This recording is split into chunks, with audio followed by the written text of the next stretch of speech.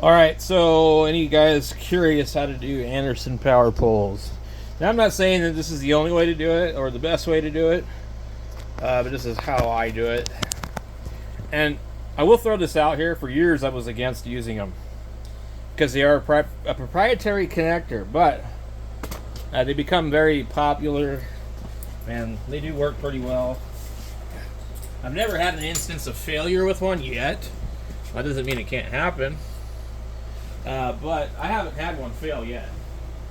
So, what I'm going to do today, move this back here. We bought a short cord on Amazon. I did a video, I showed you the shortcomings of this. One thing you can do with these, a lot of portable guys will do this. They'll actually take this cord and they'll cut it off right here at the fuse, and then put Andersons in here where they can shorten the cord. I had another one that was set up like that, and if I can find it.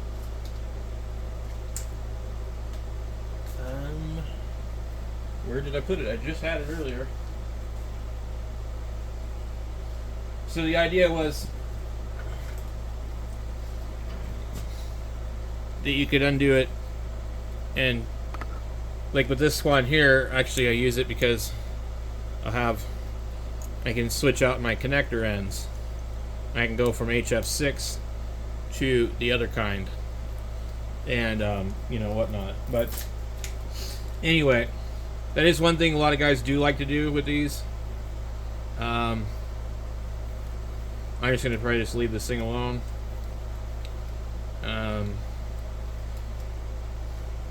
Zip cord would be real nice. Let me see if I can get this thing even.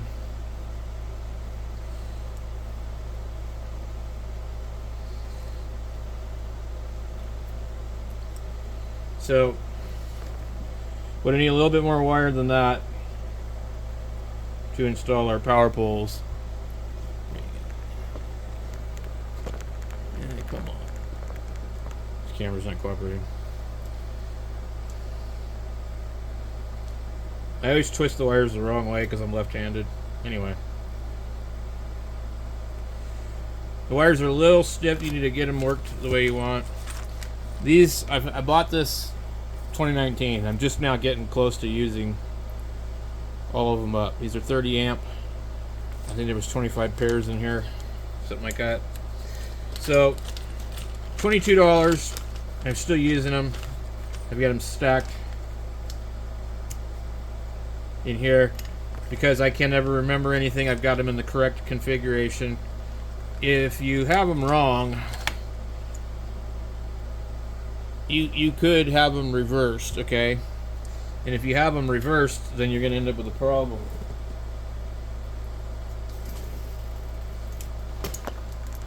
So here's an example.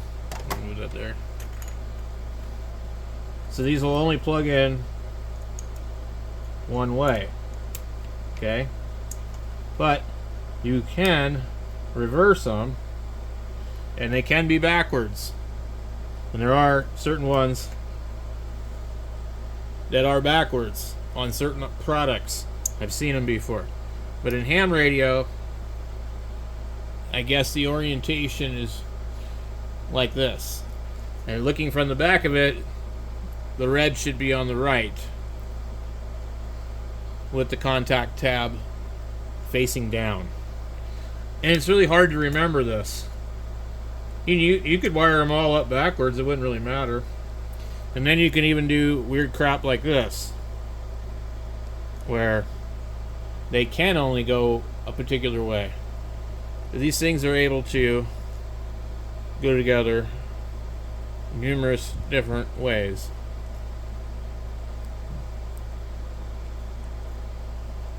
So, anyway.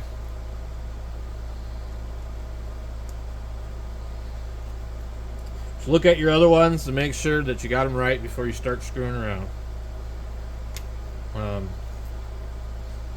Also, you need to get the pins out There's also little drift pins that go in the middle here. You don't have to use them. And some power pole connectors are already fused together. So here's a little pin. It's like a sleeve pin. I don't know what you call it. The ends of them are kind of sharp, and you can cut yourself if you're not careful on some of them.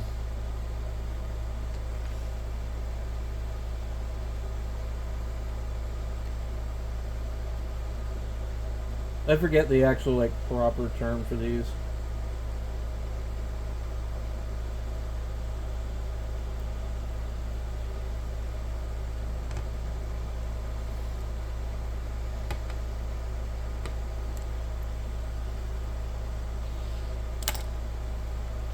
So I like to have the wire go as far through here as possible, which is about that long.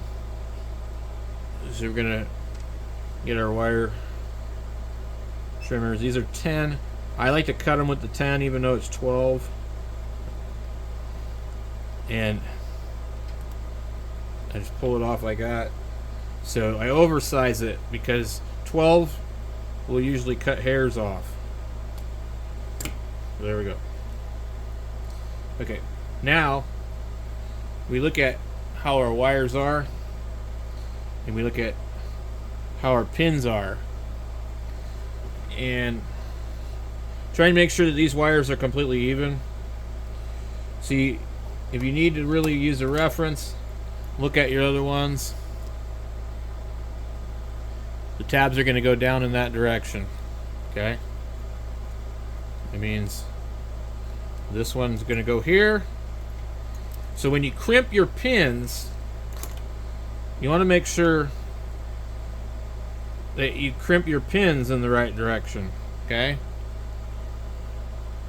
There's an up and a down on these. And if you don't have 30 amp power pole connectors and they're too big or they're too small, you're going to have problems with your wire gauge.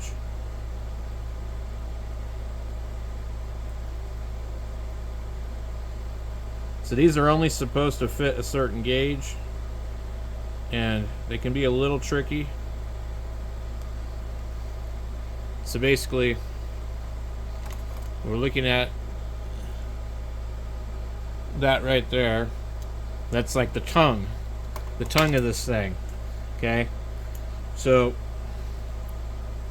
we want the tongue to be flat on this wire. If you're concerned about that right there, you can clip it a little bit if you want, whatever you need to do.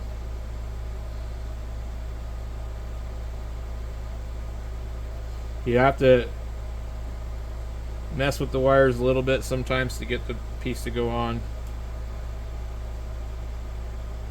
Just kind of twist it with the direction of the wire and get it to go on. You can solder these if you want.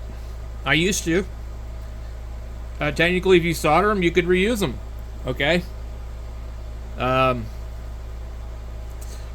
the argument is a crimp connection better than a soldered connection? I personally think that a soldered connection probably is better for conductivity. But I think also a crimp connection is mechanically stronger usually. So I don't know, if you want to solder them, I've never had the need to reuse any of them. Like, you imagine removing these off of a power cord because you're getting rid of the radio? I mean, they're expensive enough, but they're not that expensive. So with the crimping tool, you can put this thing in here more than one way, and I really don't think it matters. We just go into the 30.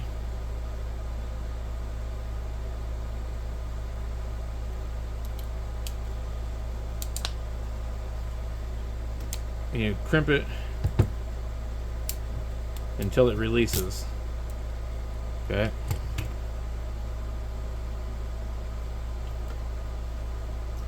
And it looks like the wire scooted out maybe a little bit when we did it.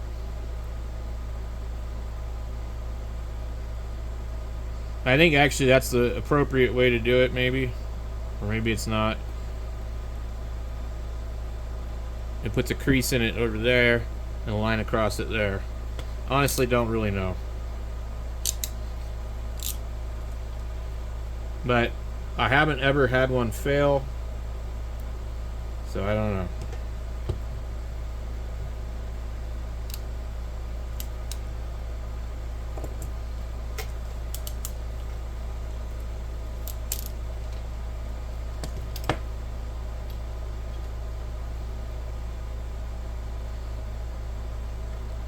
They can get a little crooked sometimes, so just be careful, because they rotate when you're trying to put that pressure on it. So now we take our connector here and we'll slide it in here, and it's going to want to hang up,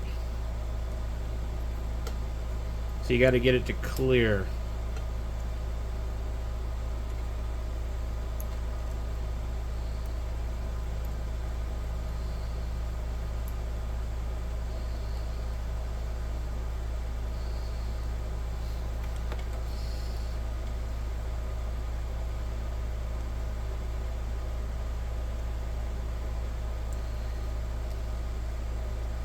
Sometimes I just don't want to go in.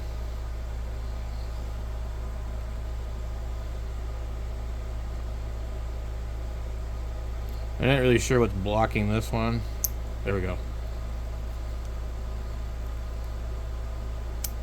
Just force it in. So there we're good.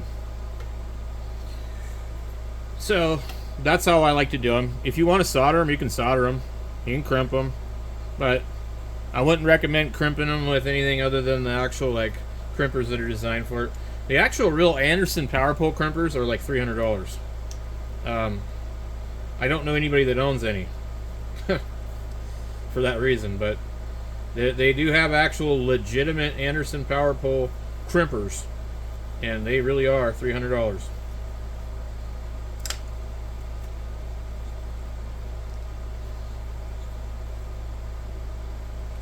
I'm going to go ahead and bundle this up for now. I got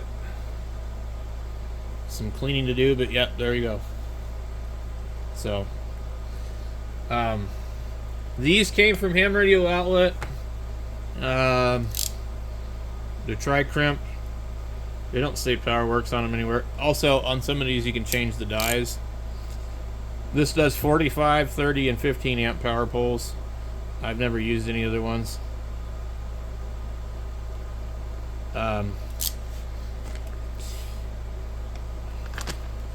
These were PowerWorks. I think PowerWorks changed their name. So anyway, so I'm gonna have to get some pretty soon.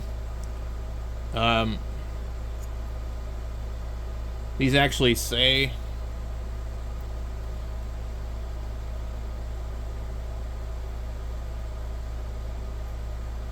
Anderson on them. So apparently these are actually real. I don't know if all of them are, but yeah. So they've lasted me quite a while. I don't remember what I paid for these. They were kind of expensive, but like maybe $45 and $22 for that. At the time, they used to have a deal where you got for like $50, you got a bag, power pole connectors of different kinds. But all I've ever needed was the 30 amp. I never needed any of the other ones. I'm not even sure what you would use them for, really. Maybe 15 amp on like some of the 2 meter stuff. So anyway, hope that helps you.